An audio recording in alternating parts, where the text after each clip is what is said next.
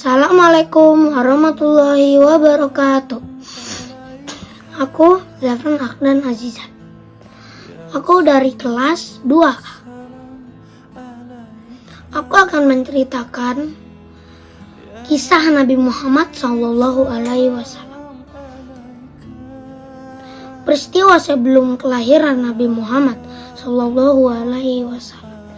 Pada tahun kelahiran Nabi Muhammad, penguasa negeri Habisyah yang bernama Abraha hendak menghancurkan Ka'bah dengan pasukan gajah.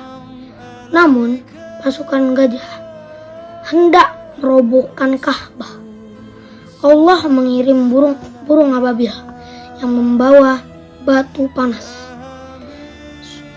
untuk dilemparkan kepada pasukan gajah. Seluruh pasukan Abraha pun mati. Tahun kelahiran Nabi Muhammad SAW disebut tahun gajah. Kelahiran Nabi Muhammad SAW lahir di kota Mekah Senin 12 Rabiul Awal. Ayah Nabi Muhammad yang bernama Abdullah, ibu kandung Nabi Muhammad yang bernama Aminah. Kakek Nabi Muhammad yang bernama Abdul Muthalib. Pamannya Nabi Muhammad yang bernama Abu Thalib. Ibu yang menyusui Nabi Muhammad yang bernama Halimah As'adiyah.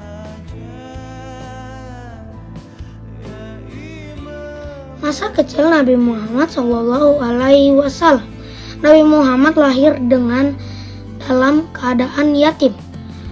Ketika ibu Nabi Muhammad hamil, ayah Nabi Muhammad berdagang ke negeri Syam. Dalam perjalanan pulang, ayah Nabi Muhammad sakit dan akhirnya wafat di kota Yastrib. Nabi Muhammad tidak disusui ibunya sesuai adab yang ada. Akhirnya Muhammad disusui oleh Halimah As'adiyah hingga usia 2 tahun dan diasuh hingga usia 4 tahun.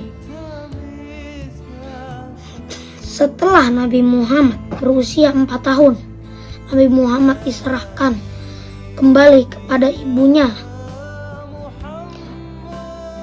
Pada usia 6 tahun, Nabi Muhammad diajak ibunya berziarah ke makam ayahnya di Yastrib.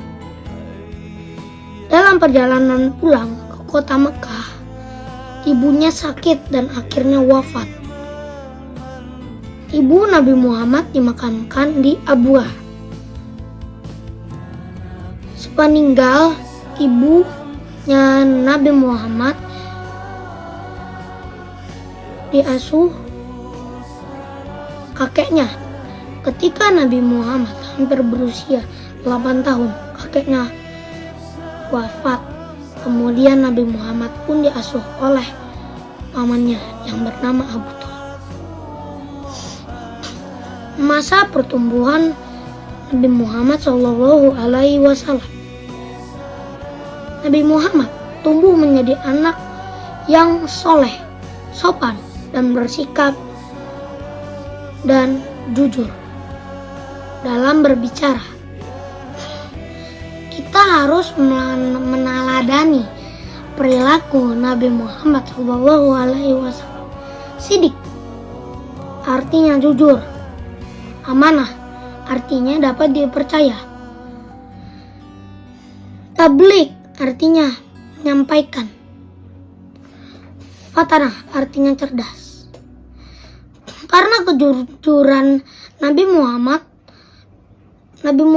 diberi gelar Al-Amin yang artinya orang yang terpercaya. Sekian cerita kami. Mohon maaf kalau ada yang salah. Assalamualaikum warahmatullahi wabarakatuh. Ya Habib